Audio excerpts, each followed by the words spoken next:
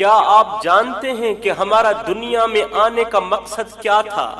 زندگی پانے کا، انسانی وجود پانے کا مقصد کیا تھا؟ حضرت سیدنا علی المرتضیٰ شیر خدا کرم اللہ وجہ الکریم نے فرمایا زندگی پانے کا، انسانی وجود پانے کا، حضرت انسان بننے کا ایک ہی مقصد تھا کہ تمہاری وجہ سے کوئی اللہ کے قریب ہو جائے، تمہاری وجہ سے کسی کو اللہ کی محبت نصیب ہو جائے، اللہ کا قرب نصیب ہو جائے، معرفت الہی نصیب ہو جائے۔ جب تم دیکھو کہ تمہاری وجہ سے کوئی توبہ کر گیا، اللہ کے قریب ہو گیا، اسے اللہ کی محبت نصیب ہو گئی، تو اللہ رب العالمین کا لاکھ لاکھ شکر ادا کرو کہ تم نے اپنی زندگی کے مقصد کو پا لیا ہے۔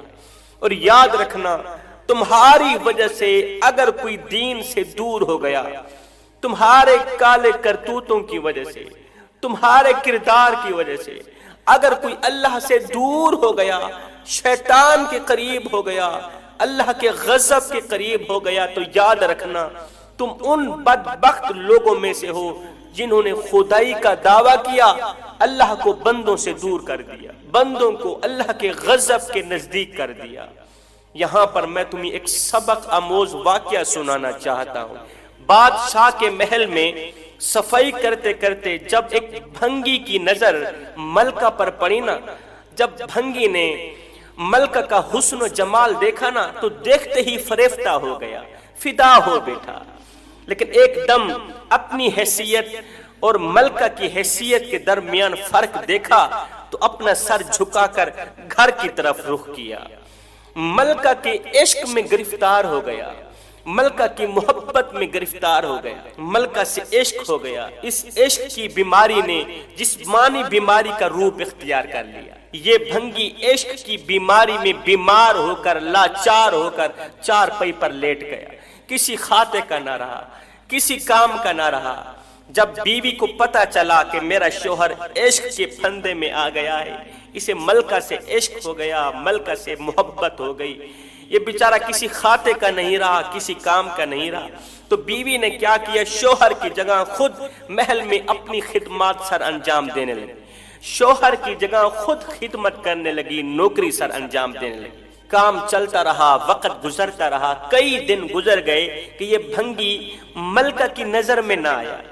ملکہ نے اس بھنگی کو جب نہ دیکھا کئی دنوں سے، تو ملکہ نے بیوی سے پوچھ ہی لیا کہ تمہارا شوہر کہاں گیا ہے؟ کتنے دن ہو گئے ہیں وہ محل میں نہیں آیا، نوکری سر انجام دینے نہیں آیا، ہماری خدمت سر انجام دینے نہیں آیا، اسے کیا ہو گیا؟ کہیں وہ بیمار تو نہیں ہو گیا؟ آخر کیوں اپنی نوکری کو نہیں آ رہا، کیوں اپنی ڈیوٹی پر نہیں آ رہا؟ یہ سنتے ہی بھنگی کی بیوی سہم گئی، ڈر گئی۔ جب ملکہ نے دیکھا کہ بھنگی کی بیوی سہم گئی ہے، ڈر گئی ہے، تو ملکہ نے بھنگی کی بیوی کے کندھوں پر اپنا ہاتھ رکھ کے اسے حوصلہ دیتے ہوئے کہا کہ میں نے تو کچھ ایسا نہیں کہا، میں نے تو صرف تمہارے شوہر کے بارے میں پوچھا ہے کہ اسے کیا ہو گیا، کیوں ہماری نوکری کرنے نہیں آ رہا؟ تو اس نے سہمتے ہوئے کہا کہ میرا شوہر تمہاری محبت میں گرفتار ہو گیا ہے، میرے شوہر نے آپ کو زندگی میں ایک بار دیکھا، اسے محبت ہو گئی، وہ عشق کی بیماری میں پھنس گیا، عشق کی دلدل میں پھنس گیا، اس نے آپ کو زندگی میں ایک بار دیکھا، اب دوسری بار دیکھنے کی خواہش کر رہا ہے، اسے آپ سے اس قدر عشق ہوا ہے کہ اس عشق نے تو میرے شوہر کو بیمار کر دیا، لاچار کر دیا، وہ بیچارہ چارپائی پہ پڑا ہوا ہے۔ ملکہ نے کہا اچھا، آپ کے شوہر نے مجھے دیکھا اور دیکھتے ہی دیکھتے اسے مجھ سے عشق ہو گیا، محبت ہو گئی، نوبت یہاں تک آن پہنچی ہے کہ وہ دوسری بار بھی مجھے دیکھنا چاہتا ہے، دوسری بار بھی زیارت کرنا چاہتا ہے۔ اس نے کہا ہاں۔ ملکہ نے کہا پھر جلدی جاؤ، جلدی جاؤ، اپنے شوہر کو کہو یہ بستر چھوڑے، یہ چارپائی چھوڑے، فقیروں کا بھیس بدل کے، درویشوں کا، گداؤں کا بھیس بدل کے، مسلح اٹھا کے شہر کے کونے کے کسی راستے پہ بیٹھ جائے، وہاں بیٹھ کے اللہ اللہ کرنے میں مصروف ہو جائے، کسی کے ساتھ کلام نہ کرے، کسی کے ساتھ بات نہ کرے، کوئی بھی ہدیہ دے تو اس کا ہدیہ قبول نہ کرے، کوئی بھی پیسے دے تو اس کے پیسے قبول نہ کرے، اللہ کی یاد میں مست ہو جائے، اللہ کی یاد میں مست ہو جائے، اس کے شہر میں چرچے ہونے لگیں گے، اس کے چرچے ہونے لگیں گے، فلاں بندہ تو اللہ کا ولی ہے، اللہ کا نیک ہے۔ پھر دور دراز سے لوگ اس کی زیارت کرنے کو آئیں گے، اور یہ چرچے، اس کی تعریف بادشاہ کے کانوں تک بھی آئے گی۔ جب بادشاہ اس کی تعریف سنیں گے نا تو بادشاہ کے دل میں اس کی زیارت کرنے کا شوق پیدا ہوگا۔ جب بادشاہ اس کی زیارت کرنے کو جائے گا تو ساتھ میں بھی چلی جاؤں گا۔ اس نے کہا ٹھیک۔ بھنگی نے جیسے ہی یہ خبر سنی تو اس کی جان میں جان آ گئی، اس کی بیماری جاتی، فقیروں کا بھیس بدلا، شہر کے کسی کونے بیٹھ گیا، بیٹھ کر اللہ اللہ کرنے میں مصروف ہو گیا، اللہ کی یاد میں مصروف ہو گیا۔ آتا جاتا کوئی بھی اس سے کلام کرتا، کسی سے وہ کلام نہ کرتا، کسی سے بات چیت نہ کرتا، کوئی اسے ہدیہ دیتا وہ ہدیہ قبول نہ کرتا۔ شہر بھر میں لوگ اس سے متاثر ہونے لگے، مرید بننے لگے، اس کے چرچے ہونے لگے، اس کی شہرت ہونے لگی، اس کی تعریف، اس کے چرچے جب بادشاہ نے اپنے کانوں سے سنے تو بادشاہ کے دل میں اس کے لیے محبت پیدا ہوئی، اسے دیکھنے کا شوق پیدا ہوا، اسے دیکھنے کی خواہش پیدا ہوئی۔ بادشاہ نے اپنے ایک وزیر کو ساتھ لیا، چلا گیا اس کی زیارت کرنے۔ زیارت کر کے جب واپس آیا تو ملکہ نے پوچھا اللہ کا ولی کیسا ہے؟ بھکاری کے بارے میں، بھنگی کے بارے میں پوچھا کہ وہ کیسا ہے؟ بادشاہ نے کہا اللہ اللہ، وہ تو اللہ کا نیک بندہ، اللہ کا محبوب ہے، واقعی وہ تعریف کے قابل ہے، وہ تو بہت بڑا عبادت گزار ہے۔ ملکہ نے کہا پھر میرا بھی تو دل چاہتا ہے میں اس کے پاس جاؤں، دعائیں لے کر آؤں، میرا بھی تو جی چاہتا ہے نا۔ ملکہ نے زیارت کرنے کی بادشاہ کے سامنے خواہش ظاہر کی تو بادشاہ نے ملکہ کو اجازت دے دی۔ اب ملکہ کے وہاں جانے سے پہلے اس بھنگی کو بھی اب تک یہ احساس ہو چکا تھا کہ میں نے ایک مقصد کے لیے اللہ اللہ کرنا شروع کیا، میں نے ایک مقصد کے لیے عبادت شروع کی۔ وہ مقصد کون سا تھا؟ ملکہ کو دیکھنے کا مقصد، حسین و جمیل ملکہ کی زیارت کا مقصد تھا۔ اس نے جھوٹے دل سے اللہ اللہ کرنا شروع کیا۔ اب تک اس بھنگی کو بھی احساس ہو چکا تھا کہ میں نے جھوٹے دل سے اللہ کی عبادت شروع کی، اللہ اللہ کرنا شروع کیا، نتیجہ یہ ملا، اللہ نے اجر یہ دیا، حالانکہ اللہ جانتا ہے کہ اس کا دل کالا ہے، یہ جھوٹے دل سے کر رہا ہے، یہ ایک مقصد کے لیے میری عبادت کر رہا ہے۔ اللہ نے پھر بھی اس کا اجر یہ دیا کہ بادشاہوں کو میری جتی پہ بٹھا دیا، بڑے بڑے گداؤں کو میری چوکھٹ پہ بٹھا دیا، میرے پیروں پر بٹھا دیا، بڑے بڑے نامور لوگوں کو میرے آگے جھکا دیا۔ یہ تو میں نے جھوٹے دل سے عبادت کی، جھوٹے دل سے اللہ اللہ کیا۔ اگر میں سچے دل سے اللہ اللہ کرنا شروع کر دوں، اگر میں سچے دل سے اللہ کی عبادت شروع کر دوں، اگر میں اپنی زندگی کا مقصد چینج کر لوں کہ میں یہ سب کچھ صرف اپنے اللہ کے لیے کر رہا ہوں، تو اللہ تعالیٰ مجھے کتنا اجر دے گا، اللہ تعالیٰ مجھے کیا سے کیا کچھ نہیں دے گا۔ اگر میں خالصتاً اللہ کو یاد کروں، اگر میں محبت میں خالص بن جاؤں، اگر میں اللہ کے پیار میں، اللہ کی محبت میں، اللہ کے عشق میں خالص بن جاؤں تو اللہ تعالیٰ مجھے کس قدر اجر دے گا۔ ملکہ کے وہاں جانے سے پہلے اس کی زندگی بدل چکی تھی۔ ملکہ کے وہاں جانے سے پہلے اس نے عبادت کا مقصد ہی چینج کر لیا تھا کہ اب میں نے ملکہ کو حاصل نہیں کرنا، ملکہ کے پیدا کرنے والے رب کو حاصل کرنا ہے۔ جیسے ہی ملکہ وہاں پہنچی، اس بھنگی کے سامنے بیٹھی، عبادت گزار کے سامنے بیٹھی، ملکہ نے کہا عبادت گزار اپنا سر اٹھا، محبوبہ تیرے سامنے کھڑی ہے۔ جس محبوبہ کو دیکھنے کے لیے تجھے اتنا کچھ کرنا پڑا، جھوٹے دل سے اللہ اللہ کرنا پڑا، وہ محبوبہ تیرے سامنے بیٹھی ہے، اپنی آنکھ اٹھا، سر اٹھا، محبوبہ کی زیارت کر لے، محبوبہ کی زیارت کر لے۔ ہائے، اس عبادت گزار نے اپنی آنکھیں نیچے کرتے ہوئے تسبیح پڑھتے ہوئے کہا اے حسن کی ملکہ، حسن کی شہزادی، اب تو یہاں سے چلی جا، اب مجھے تجھے دیکھنے کا شوق نہیں ہے، اب مجھے تجھے دیکھنے کا شوق نہیں ہے، اب تو مجھے تیرے رب کو دیکھنے کا شوق ہے۔ اے حسن کی ملکہ شہزادی، تو یہاں سے چلی جا، اب تو میں نے اپنے رب کو پانا ہے، رب کو حاصل کرنا ہے۔ جوانوں، رب کو پانے کی کوشش کرو، جب رب تمہارا ہو گیا تو پھر سب تمہارا ہو گیا۔ یہ ملکہ اپنے گھر گئی، سجدہ ریز ہوئی، کہا مالک تیرا لاکھ لاکھ شکر ہے کہ میری وجہ سے کوئی تیرے قریب ہوا، میری وجہ سے کسی نے تیری محبت حاصل کی، میری وجہ سے کوئی تو تیرا عبادت گزار بنانا۔ زندگی کا ایک ہی مقصد ہے، انسانی زندگی میں آنے کا، انسانی وجود پانے کا، حضرت انسان بننے کا ایک ہی مقصد کہ تمہاری وجہ سے کوئی اللہ کے قریب ہو جائے، اللہ کے نزدیک ہو جائے۔ اگر ایسا ہو گیا ہے تو اللہ کا لاکھ لاکھ شکر ادا کرو کہ تم نے اپنی زندگی میں آنے کا، دنیا میں آنے کا مقصد پورا کر ہی لیا ہے، زندگی کا مقصد پورا ہو گیا ہے تمہارا۔ میں دعا کرتا ہوں مالک ہمیں اچھی نصیحتوں پر عمل کرنے کی توفیق عطا فرما، اللہ تعالی ہمیں نماز پنجگانہ با جماعت ادا کرنے کی توفیق عطا فرما، آمین ثم آمین، وما علینا الا البلاغ۔ جب مصیبتیں تمہاری دہلیز پر ڈیرا ڈال دیں، جب زندگی آزمائشوں کا میدان بن جائے، جب مشکلات دروازہ توڑ کر اندر آ جائیں، جب مصیبتیں تمہارے آنگن میں ڈیرے ڈال دیں، جب تمہارے اپنے ہی خواب تمہاری آنکھوں کے سامنے راکھ بننے لگیں، جب تمہارے گھر کا دسترخوان ویران ہونے لگے، جب تمہارے گھر کا دسترخوان خالی ہونے لگے، جب روزی تم سے روٹھ جائے، جب ہر راستہ اندھیروں میں گم ہونے لگے، جب ہر میدان دم توڑنے لگے، جب ہر دعا بے اثر ہونے لگے، جب کوئی بھی دعا قبول نہ ہونے لگے، اس وقت رسول کریم صلی اللہ علیہ وسلم کے بتائے ہوئے یہ 5 عمل ضرور کر لینا۔ اس وقت میرے کریم نبی کے بتائے ہوئے یہ 5 عمل ضرور کر لینا۔ جب روزی تم سے روٹھ جائے نا، جب ہر راستہ اندھیروں میں گم ہونے لگے، جب ہر میدان دم توڑنے لگے، اس وقت میرے رسول کریم صلی اللہ علیہ وسلم کے بتائے ہوئے یہ 5 عمل ضرور کر لینا جو ابھی میں تمہیں بتانے والا ہوں۔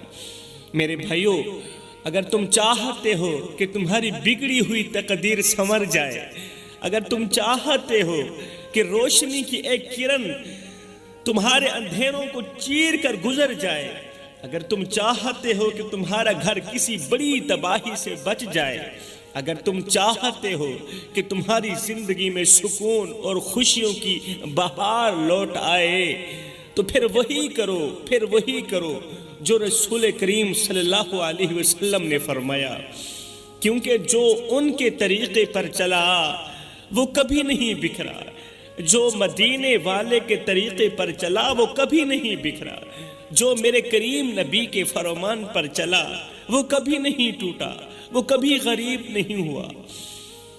اگر آپ یہ خواہش رکھتے ہیں کہ آپ کے خالی ہاتھ اللہ کے کرم سے بھر جائے، آپ نہیں ہر ایک انسان یہ خواہش رکھتا ہے، گنہگار سے گنہگار انسان بھی یہ خواہش رکھتا ہے کہ اس کے ہاتھ اللہ کے کرم سے بھر جائے، امیر بھی یہی خواہش رکھتا ہے اور غریب بھی یہی خواہش رکھتا ہے۔ اور اگر آپ بھی یہ چاہتے ہیں کہ آپ کا گھر اللہ کی رحمتوں سے جگمگا اٹھے، اگر آپ چاہتے ہیں کہ آپ کا دل تنگی سے آزاد ہو جائے اور آپ کی زندگی سکون سے بھر جائے، تو رک جائیے، پھر ایک لمحے کے لیے تھم جائیے، سانس لیجئے اور غور سے سنیے، کیونکہ جو میں کہنے جا رہا ہوں وہ آپ کی تقدیر کا رخ موڑ دے گا۔ یہ کوئی عام بات نہیں، یہ کوئی معمولی نصیحت نہیں جو میں تمہیں سنانے جا رہا ہوں، بلکہ یہ وہ فرمان رسول ہے جو صدیوں سے ٹوٹے دلوں کا سہارا بنتا آیا ہے، جو مایوس زندگیوں میں امید کی شمع روشن کرتا آیا ہے۔ یہ وہ فرمان ہے جو آپ کے نصیب کے بند دروازے کھول دے گا، جو آپ کو وہاں لے جائے گا جہاں آپ نے کبھی سوچا بھی نہیں ہوگا۔ لیکن شرط صرف ایک ہی ہے کہ آپ اسے سنیے، ہر حال میں سنیے اور اپنی زندگی کا اس فرمان کو حصہ بنا لیجیے۔ رسول کریم نے جو 5 چیزیں بتلائی ہیں نا، ان 5 چیزوں کو اپنی زندگی کا حصہ بنا لیجیے۔ میرے محترم بھائیوں، کیا آپ نے کبھی سوچا کہ کچھ لوگوں کے چہرے ہمیشہ روشن اور مطمئن نظر آتے ہیں، خوشحال نظر آتے ہیں، جبکہ کچھ کے چہروں پر رونے کے سوا کچھ نہیں ہوتا، کچھ لوگوں کے چہروں پر آنسوں کے سوا کچھ نہیں نظر آتا، غموں کے سوا کچھ بھی نظر نہیں آتا۔ آخر وہ کون سی چیز ہے جو کسی کی تقدیر بدل دیتی ہے اور کسی کو دن بدن زوال کی طرف لے جاتی ہے؟ آخر وہ کون سی چیز ہے جو کسی کو دن بدن عروج کی طرف لے جاتی ہے، کامیابی کی طرف لے جاتی ہے، اور کسی کو دن بدن زوال کی طرف لے جاتی ہے؟ میرے محترم بھائیوں، یہ دنیا ایک آزمائش ہے اور ہر انسان کسی نہ کسی امتحان سے گزر رہا ہے، ضرور گزر رہا ہے۔ کوئی مال و دولت کے پیچھے بھاگ رہا ہے تو کوئی زیادہ مال ہونے کی وجہ سے پریشان ہے، کوئی عزت کا متلاشی ہے تو کوئی اپنی دعاؤں کی قبولیت کے لیے بے چین ہے۔ کسی کی دعا ایک سیکنڈ کے اندر قبول ہو جاتی ہے اور کسی کی دعا ہمیشہ کے لیے، پوری زندگی ہو گئی اس کی دعا قبول نہیں ہوئی۔ کوئی اپنی دعاؤں کی قبولیت کے لیے بے چین ہے، لیکن غور کریں، ہر راستہ ایک ہی مقام پر جا رکتا ہے، دونوں کی منزل ایک ہی مقام پر جا رکتی ہے۔ ہر ایک راستہ، امیر کا راستہ بھی غریب کا راستہ بھی، ایک ہی منزل پر جا رکتا ہے، اور وہ ہے اللہ کی رضا۔ وہ مقام ہے اللہ کی رضا، وہ منزل ہے اللہ کی رضا۔ آپ نے کبھی کوئی پھول تو دیکھا ہوگا، وہ روشنی پاتے ہی کھل اٹھتا ہے۔ جو پھول ہوتا ہے نا، وہ روشنی پاتے ہی کھل اٹھتا ہے، مسکرا اٹھتا ہے، اس کی جان میں جان آ جاتی ہے، وہ خوشبو بکھیرنے لگتا ہے جب وہ روشنی پاتا ہے، اور ہر طرف اپنے حسن کا احساس دلاتا ہے کہ میں پھول ہوں، خوشبو دے کر احساس دلاتا ہے۔ لیکن جب اسے پانی اور روشنی سے محروم کر دیا جاتا ہے، جب اسے پانی نہیں دیا جاتا، جب اسے روشنی نہیں دی جاتی، تو پھر وہ پھول مرجھا جاتا ہے۔ جب وہ مرجھا جاتا ہے پھر اس کی خوشبو بھی ختم ہو جاتی ہے۔ فرمایا بالکل اسی طرح وہ دل جو اللہ کی رحمتوں سے جڑا ہوتا ہے، وہ دل، جس دل کے اندر اللہ کی محبت ہوتی ہے نا، وہ دل ہمیشہ کھلا کھلا رہتا ہے، وہ دل ہمیشہ خوشحال رہتا ہے، اس دل کے اندر سے خوشبو آتی ہے، وہ مطمئن رہتا ہے، وہ دل اطمینان میں رہتا ہے۔ وہ دل جو اللہ کی رحمتوں سے جڑا ہوا ہوتا ہے نا، وہ دل ہمیشہ سکون میں رہتا ہے۔ اور جو دل اللہ سے دور ہوتا ہے، جس دل میں اللہ کی محبت کے بجائے دنیا کی محبت سما جاتی ہے، وہ دل ویران ہو جاتا ہے، وہ دل بے سکون ہو جاتا ہے۔ میرے بھائیوں، آج آپ لوگوں کے دل بھی بے سکون ہیں، ویران ہیں، بے اطمینانی کا شکار بنے ہوئے ہیں۔ ایک لمحے کے لیے اپنے اندر جھانک کر کے دیکھو کہ کہیں ان دلوں کے اندر دنیا کی محبت تو نہیں بس گئی، کہیں ان دلوں کے اندر سے اللہ کی محبت نکل تو نہیں گئی۔ زندگی کی دوڑ میں ہم اکثر بھول جاتے ہیں کہ اصل کامیابی کیا ہے۔ آج دولت کمانے والے بے سکون نظر آ رہے ہیں، شہرت کے طلبگار پریشان نظر آ رہے ہیں، اور بڑی بڑی کوٹھیوں میں رہنے والے تنہائی کا شکار نظر آ رہے ہیں۔ غریب بھی پریشان، امیر بھی پریشان، دولت مند بھی پریشان، فقیر بھی پریشان۔ ایسا کیوں؟ کیونکہ وہ وہی غلطی کر رہے ہیں جو سورج کی روشنی کے بغیر کھلنے کی کوشش کرنے والا پھول غلطی کرتا ہے، وہ وہی غلطی کر رہے ہیں۔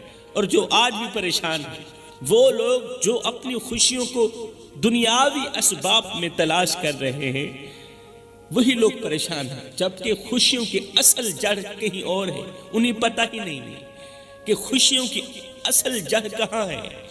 ہم سب نے کہیں نہ کہیں ایسے لوگوں کو دیکھا ہوگا جو کسی نعمت کے چھن جانے کے بعد یہ کہتے ہوئے نظر آتے ہیں کہ ہمیں اندازہ ہی نہیں تھا کہ ہم کتنے خوش نصیب تھے، ہمیں اندازہ ہی نہیں تھا کہ اتنی بڑی ہمارے پاس نعمت تھی اور ہم ناشکری کرتے رہے۔ اب جب وہ نعمت ہم سے چھین لی گئی تب ہمیں پتا چلا کہ وہ نعمت کتنی بڑی نعمت ہے۔ مطلب کہ جیسے کوئی شخص ایک خوبصورت اور پرسکون گھر میں رہتا ہو، خوشحال گھر میں رہتا ہو، خوبصورت گھر میں رہتا ہو، مگر اسے اس گھر کی قدر نہ ہو، گھر میں رہنے والے شخص کو اس خوبصورت گھر کی قدر نہ ہو، وہ ہمیشہ اور زیادہ کی خواہش میں لگا رہے۔ لیکن جب کسی آزمائش کے باعث وہ گھر اس سے چھن جائے، کسی مصیبت کے باعث، کسی امتحان کے باعث وہ گھر اس شخص سے چھن جائے، خوبصورت گاڑی چھن جائے، خوبصورت گھر چھن جائے، تو تب جا کر اسے احساس ہوتا ہے کہ وہ کتنا خوش نصیب تھا۔ اب وہ دوسروں کے در پر دھکے کھا رہا ہوتا ہے، مگر جو سکون اور برکت اپنے گھر میں تھی وہ کہیں اور نہ ملی، وہ سکون کہیں اور نہ ملا، وہ برکت کہیں اور نہ ملی۔ یہی حال انسان کی زندگی میں ہر نعمت کا ہے میرے بھائیوں۔ جب تک وہ نعمت پاس ہوتی ہے ہم اس کی قدر نہیں کرتے، جب تک وہ نعمت ہاتھ میں ہوتی ہے اس کی قدر نہیں ہوتی، اور جب وہ نعمت چھن جاتی ہے تب احساس ہوتا ہے کہ ہم کتنے خوش نصیب تھے۔ کبھی سوچیں کہیں ایسا نہ ہو کہ ہم بھی انہی لوگوں میں شامل ہو جائیں جو وقت گزرنے کے بعد پچھتاتے رہیں۔ اس گھڑی میں، موجودہ وقت میں اگر آپ بھی ان پچھتانے والوں میں شامل ہو چکے ہیں تو پھر رکیے، امید کی کرن ابھی باقی ہے، پریشان ہونے کی ضرورت نہیں ہے، مایوس ہونے کی ضرورت نہیں ہے، امید کی کرن ابھی باقی ہے، کیونکہ اللہ نے اپنے بندوں کے لیے وہ دروازہ کھلا رکھا ہے جو کبھی بند نہیں ہوتا، وہ دروازہ جس سے خوشیاں آتی ہیں، وہ دروازہ جس سے برکتیں اترتی ہیں، وہ دروازہ جس پر دستک دی جائے تو تقدیر بدل جاتی ہے، وہ دروازہ بند نہیں ہوا، ابھی ہمارے لیے کھلا ہے۔ اس کا مطلب ابھی امید کی کرن باقی ہے۔ آج میں آپ کو وہی راز بتانے والا ہوں، وہی راستہ دکھانے والا ہوں، وہی راستہ جس پر چل کر آپ کی زندگی میں ایسا انقلاب آئے گا، ایسا انقلاب آئے گا جو آپ نے کبھی سوچا بھی نہیں ہوگا۔ حضرت سیدنا موسیٰ علیہ السلام کے زمانے کا ایک واقعہ ہے کہ بنی اسرائیل میں ایک شخص تھا جسے اللہ نے بے شمار نعمتوں سے نواز رکھا تھا۔ اللہ نے اسے دولت دی، عزت دی، ایک نیک بیوی دی، فرما بردار اولاد دی، اور سب سے بڑھ کر ایک پاکیزہ دل ماں دی جو ہر وقت اس کے لیے دعائیں کرتی رہتی تھی۔ مگر یہ شخص بڑا ہی ناشکرا تھا، ہر وقت شکوے شکایت کرتا رہتا تھا، ہر چیز میں نقص نکالتا اور ہمیشہ دوسروں کی زندگی سے اپنی زندگی کا موازنہ کرتا رہتا تھا۔ جو شخص اللہ کی نعمتوں کی ناشکری کرتا ہے نا میرے بھائی، وہ ان نعمتوں کو جلد کھو بیٹھتا ہے۔ ایک دن اس کی ماں نے اسے کہا، بیٹا اللہ نے تمہیں سب کچھ دیا ہے، مال دیا، دولت دی، خوبصورت گھر دیا، اس کا شکر ادا کیا کرو، شکر ادا کیا کرو، ورنہ جو خدا دینے کی طاقت رکھتا ہے وہ واپس لینے کی طاقت بھی رکھتا ہے۔ بیٹے نے غصے میں آ کر کہا، ماں کون سی نعمت؟ فلاں کے پاس زیادہ دولت ہے، اس نے تو کبھی شکر گزاری نہیں کی۔ فلاں کے پاس بڑا گھر ہے، اس نے تو کبھی شکر گزاری کے نعرے نہیں لگائے۔ میرے پاس ہے ہی کیا، 2-4 مربع زمین، یہ کوئی بڑی نعمت ہے، یہ تو کچھ بھی نہیں ہے۔ میرے بھائیوں، جو شخص کسی بھی نعمت کی قدر نہیں کرتا وہ آزمائش کے دروازے خود کھول دیتا ہے، اپنے ہاتھوں سے اپنے لیے آزمائش کے دروازے کھول بیٹھتا ہے۔ یہ شخص دن بدن ناشکرا ہوتا گیا۔ وہ نہیں جانتا تھا کہ جن نعمتوں کو میں معمولی سمجھ رہا ہوں، چھوٹا سمجھ رہا ہوں، وہ نعمتیں میرے لیے آزمائش بھی بن سکتی ہیں۔ اللہ اکبر۔ پھر ایک دن اللہ کا فیصلہ آیا۔ اللہ کا فیصلہ ضرور آتا ہے۔ اللہ کا ترازو جب انصاف تولنے لگتا ہے نا، پھر جا کر انسان کی عقل ٹھکانے پر آتی ہے کہ میں کیا کرتا رہا۔ لیکن فیصلے نے آنا ہی آنا ہے۔ ہر ایک شخص کے لیے اللہ کا فیصلہ اترتا ہے، اس فیصلے سے ڈرو میرے بھائیوں۔ پھر ایک دن اللہ کا فیصلہ آیا، ایک ایسا وقت آیا جب اس ناشکر انسان کی زمین خشک ہو گئی، کاروبار تباہ ہو گیا۔ ایسا وقت آیا کہ دولت ختم ہو گئی، اور لوگ جن کے آگے وہ اکڑتا تھا وہی اسے پہچاننے سے انکار کرنے لگے۔ تو کون ہے؟ ہم تجھے جانتے تک نہیں۔ اس کے پاس پیسہ تھا، سب اپنے تھے، آج پیسہ نہیں ہے، اپنے بھی پہچاننے سے انکار کر گئے۔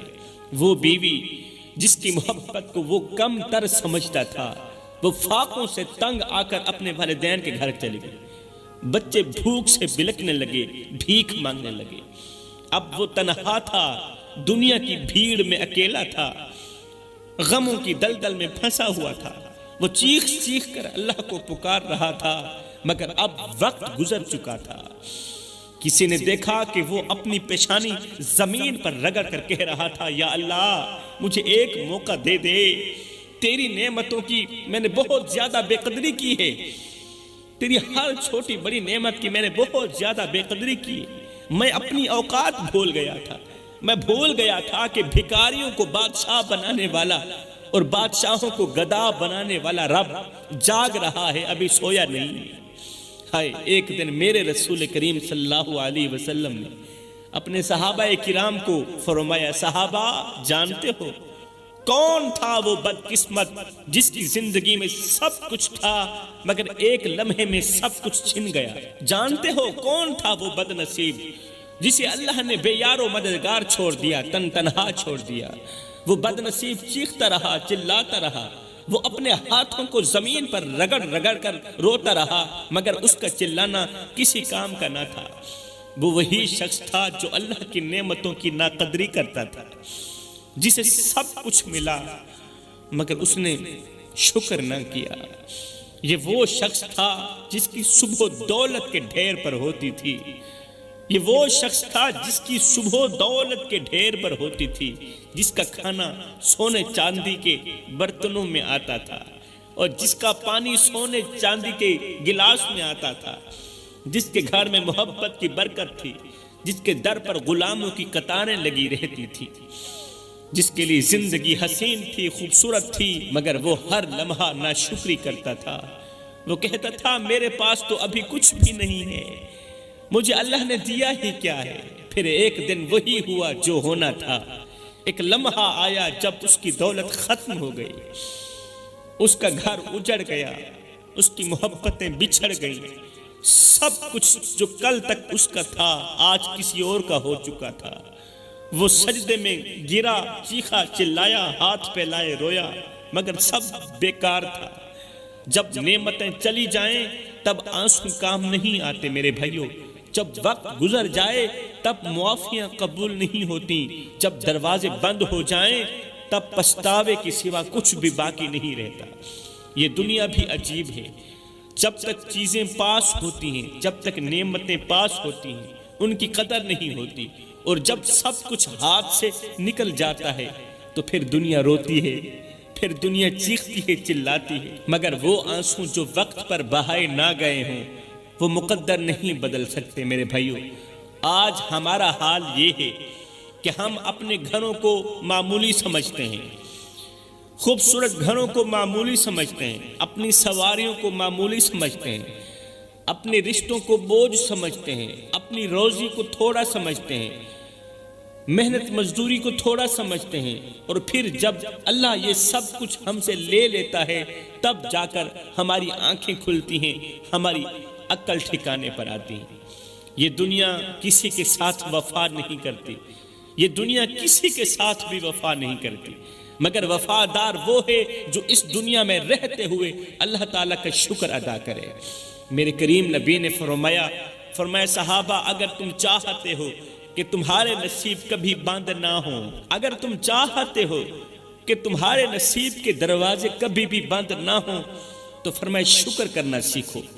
اگر چاہتے ہو کہ اللہ تمہیں کبھی تنہا نہ چھوڑے تو نہ شکری مت کرو، اگر چاہتے ہو کہ نعمتیں ہمیشہ تمہارے پاس رہیں تو ان نعمتوں کو معمولی مت سمجھو، انشاءاللہ یہ نعمتیں ہمیشہ تمہارے پاس رہیں گی، کوئی ان نعمتوں کو تم سے چھینے گا نہیں، لیکن ان نعمتوں کو معمولی مت سمجھو، ورنہ وہ وقت دور نہیں، وہ وقت قریب ہے جب تم چیخو گے، چلاؤ گے، مگر وقت تمہاری کوئی بھی فریاد نہیں سنے گا۔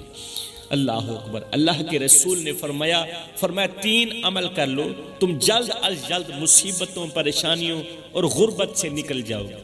میں نے 5 عمل کا کہا تھا، لیکن 2 عمل انشاءاللہ پرسوں والے سبق کے اندر بتاؤں گا، لیکن ابھی 3 عمل سن لو۔ رسول کریم صلی اللہ علیہ وسلم نے فرمایا 3 عمل کر لو، تم جلد از جلد مصیبتوں، پریشانیوں اور غربت سے نکل جاؤ گے۔ یہ وہ نسخہ ہے جو بگڑی قسمت کو سنوار دیتا ہے، غربت کو خوشحالی میں بدل دیتا ہے، غموں کے اندھیروں میں روشنی لاتا ہے، میرے بھائیوں، یہ کوئی عام بات نہیں، یہ میرے کریم آقا کا فرمان ہے جو ہر اس شخص کے لیے ایک نجات کا دروازہ ہے جو زندگی کے طوفانوں میں بھٹک رہا ہے۔ ذرا سوچو کتنے ہی لوگ ایسے ہیں جو دن رات محنت کرتے ہیں، مزدوریاں کرتے ہیں، مگر ہاتھ میں کچھ نہیں آتا۔ پوری رات محنت کرتے ہیں، ساری زندگی انہوں نے محنت ہی کی، مگر ہاتھ میں ابھی تک بھی کچھ نہیں آیا۔ کتنے ہی ایسے لوگ ہیں جو سکون کی تلاش میں دنیا کے ہر دروازے پر دستک دیتے ہیں، دنیا کا ہر ایک دروازہ کھٹکھٹاتے ہیں سکون کی تلاش میں، مگر پھر بھی بے چینی کم نہیں ہوتی۔ کتنے ہی ایسے ہیں جو دعائیں کرتے ہیں مگر ان کی دعائیں قبول نہیں ہوتی۔ آخر کیوں؟ آخر کیا وجہ ہے؟ کچھ لوگ زندگی بھر محرومی میں جیتے ہیں اور کچھ ایسے ہوتے ہیں جن پر اللہ کی رحمت ہر وقت بارش کی طرح برستی رہتی ہے۔ وہ 3 اعمال کون سے ہیں؟ فرمایا نمبر 1 صلہ رحمی، رشتے جوڑنا۔ رسول کریم صلی اللہ علیہ وسلم نے فرمایا جو چاہتا ہے، جو شخص چاہتا ہے کہ اس کی روزی میں وسعت ہو اور عمر میں برکت ہو تو وہ صلہ رحمی کرے، رشتے ناطے توڑے نہیں، ٹوٹے ہوئے رشتوں کو جوڑے۔ یہ عمل ایسا ہے جو غربت کو ختم کرتا ہے اور گھر میں خوشحالی لاتا ہے، دل کو سکون قرار عطا کرتا ہے۔ فرمایا دوسرا عمل صدقہ کرنا، اللہ کی راہ میں کچھ دینا۔ رسول کریم نے فرمایا صدقہ غربت کو جڑ سے ختم کرتا ہے اور مصیبتوں کو دور کرتا ہے، جڑ سے ختم کرتا ہے۔ وہ کہتے ہیں نا، غریبوں کی مدد کرنے والا شخص زندگی میں کبھی غریب نہیں ہوتا۔ اگر آپ بھی غربت سے بچنا چاہتے ہیں، واقعی ڈرتے ہیں، تو آپ غریبوں کی حسب توفیق مدد کرتے رہیں۔ دنیا میں بہت سے لوگ ہیں جو یہ سوچتے ہیں کہ اگر انہوں نے صدقہ دیا تو ان کے پاس مال کم ہو جائے گا، مگر حقیقت یہ ہے کہ جو اللہ کے لیے دیتا ہے، جو صدقہ دیتا ہے، اس کا مال بڑھتا ہے، اس کا مال بڑھتا ہے، اور دوسری طرف اس کی پریشانیاں بھی کم ہوتی ہیں، اور اس کے دروازے ایسے کھل جاتے ہیں، اور اس کے لیے روزی کے دروازے ایسی جگہ سے کھلتے ہیں جہاں سے وہ سوچ بھی نہیں سکتا، جہاں سے اس کو کوئی وہم و گمان بھی نہیں ہوتا۔ فرمایا اگر تم چاہتے ہو کہ تمہاری غربت ختم ہو جائے تو دوسروں کے لیے آسانیاں پیدا کرو، کیونکہ جب تم کسی کے لیے دروازہ کھولو گے، اللہ تمہارے لیے ایسے دروازے کھول دے گا، ایسے دروازے کھول دے گا جن کا تم نے کبھی تصور بھی نہیں کیا ہوگا۔ تو اللہ کے رسول نے فرمایا تیسرا عمل استغفار، اللہ سے معافی مانگنا۔ اللہ فرماتا ہے اگر تمہیں لگتا ہے کہ تمہاری دعائیں قبول نہیں ہو رہی، تم پر تنگی آ چکی ہے، تم پر غربت آ چکی ہے، تمہاری زندگی مسائل سے بھری ہوئی ہے، تو استغفار کو اپنی عادت بنا لو، کیونکہ جب بندہ اپنے گناہوں کی معافی مانگتا ہے تو اللہ کے خزانوں کے دروازے اس پر کھل جاتے ہیں، پھر اللہ تعالیٰ کی رحمت کے دروازے اس پر کھل جاتے ہیں۔ تو فرمایا استغفار کو اپنی زندگی کا معمول بنا لو، عادت بنا لو۔ تو یہ 3 عمل ایسے ہیں جو گھر کی غربت ختم کرتے ہیں، پریشانیوں کو ختم کرتے ہیں۔ اگر آپ کا گھر بھی غربت کی دلدل میں پھنسا ہے، پریشانیوں، مصیبتوں اور ٹینشنوں کی دلدل میں پھنسا ہے، تو براہ کرم اپنے لیے نہ صحیح، اپنی اولاد کے لیے ہی صحیح، میرے رسول کریم صلی اللہ علیہ وسلم کے بتائے گئے یہ 3 عمل ضرور کر لینا۔ انشاءاللہ تمہاری زندگی میں کچھ اس طرح کا انقلاب آئے گا، اس طرح کی خوشحالیاں آئیں گی کہ تمہارے وہم و گمان میں بھی نہیں ہوگا۔ میں اللہ تعالیٰ سے دعا کرتا ہوں کہ اللہ تعالیٰ ہمیں ان 3 نیک کاموں کے کرنے کی توفیق عطا فرمائے۔ آمین ثم آمین، وما علینا الا البلاغ المبین۔